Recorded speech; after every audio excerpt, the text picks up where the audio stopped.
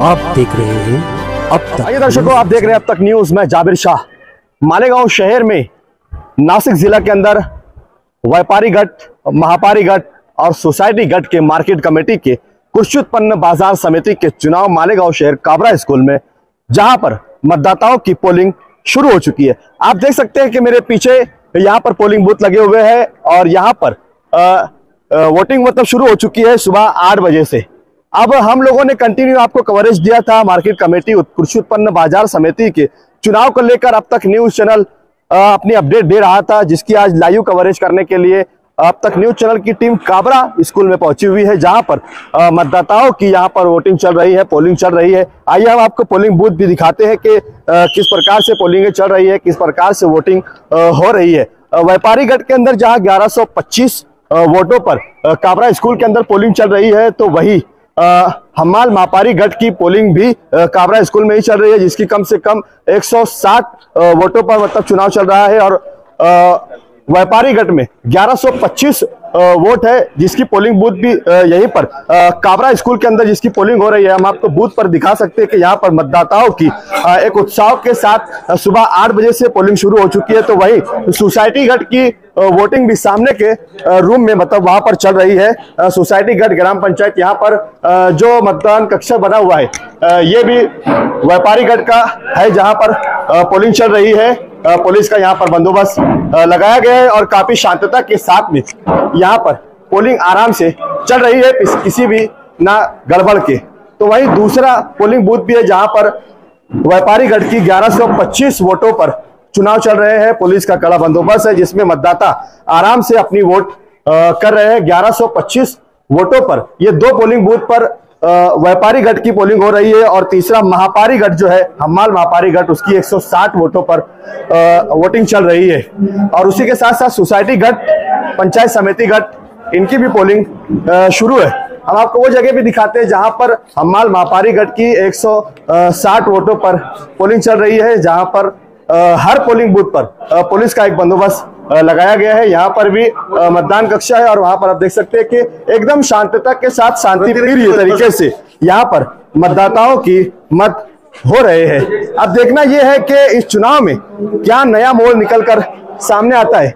कोई क्या कहता है, कोई क्या कहता है, लेकिन मतदाता का जो कहना होता है वो पोलिंग बूथ पर जाने के बाद ही समझ में आता है कि मतदाताओं का असली मत क्या होगा। हमारे साथ में कुछ मतदाता भी है, उनसे अगर बात करना चाहेंगे कि उनकी क्या प्रतिज्ञा है। क्या नाम है सर आपका? सुशील नाहर।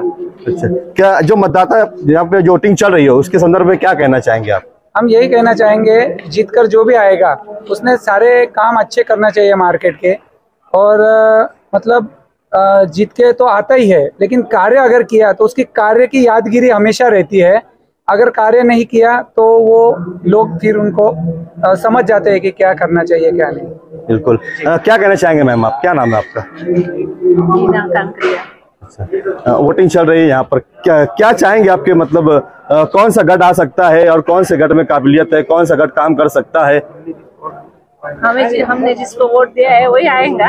अच्छा, आप भी मतलब यहाँ पर राजनीति चल रही है, मतलब बिना नाम बताए हुए ही अपना काम पूरा कर रहे हैं। आइए देखते हैं, मतलब मतदाता भी काफी होशियार हो चुके हैं राजनीति के चलते।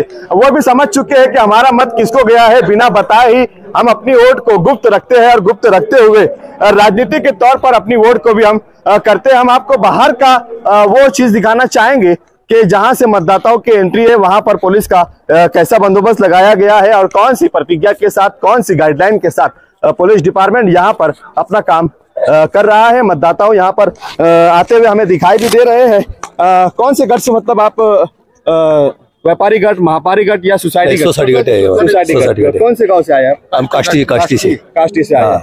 क्या लगता है इस बार चुनाव का? वो क्या है अभी कौन बता सकते हैं? कल बताएंगे। ऐसा कल बताएंगे। आप कहाँ से आए? काष्टी से। आप सब मालेगांव कर विधायक संगठन के अध्यक्ष निखिल पवार भी यहाँ पर पोलिंग बूथ की जगह काबरा स्कूल में, उनसे बात करेंगे कि उनकी क्या प्रतिक्रिया है चुनाव को लेकर। मालेगांव कृषि उत्पन्न बाजार समिति का जो चुनाव चल रहा है, अभी तक फेयर चुनाव दिख रहा है, पर जिस तरीके से आर्थिक उलाढाल हुई है, कल से जो वोटर है उनको जिस तरीके से आर्थिक प्रलोभन दिए गए, उससे लगता है कि बाजार समिति का भविष्य बहुत खतरे में है। जनता, शेतकरी इन्होंने विचार करके रखना चाहिए कि आने वाला वक्त अपना है या पैसे वालों का है। देखेंगे, लड़ेंगे, जीतेंगे। लेकिन आपने जैसा कहा कि आर्थिक उनको मतलब जो तो की गई है, तो अब अगर मतदाता ही अगर मतलब ये आर्थिक अगर ले लेते हैं तो वो क्या उम्मीद रखेंगे? मुझे लगता है लोकशाही में सबसे बड़ा धोखा यही बात का है कि ये जो चुनाव है उसमें सबसे बड़ी बात ये है कि इसमें समझदार वोटर है। ग्राम पंचायत में जो लोग चुन के आते हैं, सोसाइटी जो आर्थिक संस्था रहती गांव की सबसे मेन, उसमें जो लोग चुन के आते हैं और जो व्यापारी है वो लोग चुन के आते हैं। व्यापारियों का वोटर है, ग्राम पंचायत में चुन के आए हुए ग्राम पंचायत सदस्यों का वोटर है और सोसाइटी जो आर्थिक संस्था है उसके संचालकों का वोटर है। उन्हीं को आर्थिक प्रलोभन दिया जाए तो मुझे लगता है कि ये देश का भविष्य बहुत अंधकारमय है। या मालेगांव में ही नहीं, पूरे महाराष्ट्र में जहाँ जहाँ बाजार समिति का चुनाव चल रहा है आज के कंडीशन में, वहाँ सभी तरफ आर्थिक उलाढाल बहुत बड़ी पैमाने पे हुई है। इसलिए शेतकरियों का बहुत बड़ा नुकसान आने वाले वक्त में होने वाला है। मुझे लगता है इसी वजह से प्राइवेट बाजार समितियाँ इससे आगे चली जाएंगी। बाजार समितियों का प्रशासन ये दिन ब दिन भ्रष्ट होते जा रहा है और यह भ्रष्टाचार आने वाले वक्त में शेतकरियों को असुरक्षितता निर्माण करेगा। दिनेश ठाकरे हमारे साथ में, उनकी क्या प्रतिक्रिया है इसके ऊपर, मतलब रहने वाले उनसे बात करेंगे। जिस चुनाव आज जो चल रहा है इस पर लेकर क्या कहेंगे आप? ये जो चुनाव है ये शेतकरियों का और जो खेत में जो कष्ट करते हैं उनका ये चुनाव है। ये शेतकरियों का, लड़कियों का चुनाव है, ये व्यापारियों का चुनाव है और ये सर्वसामान्य जो जनता है उसका चुनाव है। ये सर्वसामान्य जनता की जो संस्था है उसका चुनाव है और ये सर्वसामान्य की जनता सर्वसामान्य उम्मीदवारों को चुन के देगी, ये यहाँ पे मुझे विश्वास है। आपने इसके पहले भी किसानों के अधिकार की लड़ाई काफी साल तक लड़ते रहे, तो उनको जो डूबा हुआ पैसा है वो मिलना चाहिए, लेकिन वो पैसा अभी तक नहीं मिला। दूसरा चुनाव आ गया, नहीं पैसा मिला है इसलिए जनता साथ में है और कुछ चीज बाकी है वो भी जल्द से जल्द मिलने वाली है। क्या अगली बॉडी के अंदर इसको विषय में लाया जाएगा? जरूर मिलेगा और यही आंदोलन लेके हमने ये चुनाव पिछली बार भी किसानों के पैसे कुछ व्यापारियों ने लाखों करोड़ रुपया लेकर भागे। इसके जिम्मेदार यहाँ के लोक प्रतिनिधि है। लोक प्रतिनिधि का जिम्मेदारी लेना जायज था लेकिन उन्होंने ली नहीं। जिनका पैनल यहाँ पे चुन के आया था उनकी वो जिम्मेदारी थी कि जो ही शेतकरी जो बोलते हैं कि हम शेतकरी के वास्ते सब करते हैं, लेकिन जब पैसा शेतकरी का डूबा तो इन लोगों ने ऊपर हाथ कर दिए। ये गलत बात है। में तो वो भी कुछ नहीं करे। अपोजिशन जो लोग थे उन्होंने किया, आंदोलन किया। जो लोगों को जो व्यापारी था उनकी प्रॉपर्टी बिकने के बाद जो पैसा आया वो देने के वास्ते जिम्मेदारी सभापति की थी, लेकिन वहां पे भी आधे ही पैसे इन लोगों ने दिए। इसकी जिम्मेदारी लोक प्रतिनिधि की है। सब गलत कारोबार हुआ, सब लोगों के सामने ये आया है और अब कल जो चुनाव में जो नतीजा आएगा उसके नतीजे में एक भी उम्मीदवार गिरेगा नहीं। बहुसंख्य से कर्मवीर बहुत सारे मेरे पैनल के पूरे के उम्मीदवार चुन के आएंगे और जो आज तक का गलत काम किया है उसकी चौकसी करके इन लोगों को शिक्षा होगी। ये अभी मैं कर्मवीर बहुत से पैनल की तरफ से आपको बता दूं। अच्छे से चुनाव चालू है, अभी तक के 500 तक की मतदान हुआ है अभी तक। हाँ, और अच्छे से प्रतिशत है व्यापारीगढ़ में, अच्छे से मतदार आके मतदान कर रहे हैं। क्या लगता है परिवर्तन होगा? हाँ, परिवर्तन होगा, ये 100% परिवर्तन होगा इस बार। ठीक है, हर किसी को उम्मीद होती है कि जब वो चुनाव लड़ते हैं तो हर कोई जीत के लिए लड़ता है, लेकिन इसका रिजल्ट तो कल पोलिंग का जो पेटी खुलेगी उसके बाद पता चलेगा कि कौन जीतता है। साथ में यहाँ पर सकाराम घोलके जी है, राजेश जी गंगोने हैं, वो भी यहाँ पर खड़े हुए, उनकी प्रतिक्रिया लेंगे। हमके चुनाव का समीकरण उनके ओर से, वो काफी सीनियर भी है, सालों से राजनीति में है। क्या कहना चाहेंगे आप? क्या लगता है आप? हमको तो ये लगता है कि अपना पैनल पूरा का पूरा आएगा। ऐसा व्यापारी गढ़ में भी आएगा, हमाल मापारी में भी आएगा, सोसाइटी गढ़ में भी आएगा और ग्राम पंचायत में भी आएगा। क्या कारण है? कारण यानी दादा भाऊ के नेतृत्व का जो काम ये तालुके में चालू है, जिले में चालू है, महाराष्ट्र में चालू है, उसका सिला उनको मिलेगा, ऐसा मेरे को लगता है। मतलब ग्रामीण विभाग, नासिक जिला और महाराष्ट्र भर के काम का असर क्या सोसाइटी और व्यापारी मापारी गढ़ पर पड़ेगा? क्योंकि ये पहली पायरी है जिसको बोलते हैं चढ़ने की, यही उनकी मजबूत है, इसलिए वो और उनके कामकाज का भी लोगों को ये असर इस पे यानी यही चुनाव में गिरेगा। राजेश जी, आप क्या कहना चाहेंगे? हमने कुछ लोगों से बात की है, अब 15 साल से मतलब यही पैनल सत्ता पे था, लेकिन लोगों की नाराजगी है इस बात का, यहाँ पर मतलब प्रतिक्रिया आई है, तो क्या कहेंगे आप? नहीं, मेरा मानना ऐसा है कि आज तक जो भूसी साहब है मंत्री महोदय, उन्होंने मार्केट कमेटी में कभी हस्तक्षेप नहीं किया। उन्होंने उनके जो कार्यकर्ता थे उनके हाथों में सब दिया था। वो जिनके हाथों में दिया था उनके ऊपर लोग नाराज है। दादा भाव ने अपने तकरीर में, अपने भाषण में कहा है, इसके पहले मैंने मार्केट कमेटी के ऊपर कोई ध्यान नहीं दिया, लेकिन ये हमारा अपना पैनल के उम्मीदवार आप चुन के आएंगे, वो चुन के आने के बाद ध्यान देने की वजह कहीं ऐसा तो नहीं उनको लग रहा था कि इस बार शायद पैनल गिर जाएगा? नहीं देने की वजह से वो सब चुन के आने के बाद मार्केट के अंदर क्या काम करना है, उसके लिए स्पेशल मंत्रालय की तरफ से क्या फंड आते हैं, क्या वो देखने वाले हैं, वो देने वाले हैं।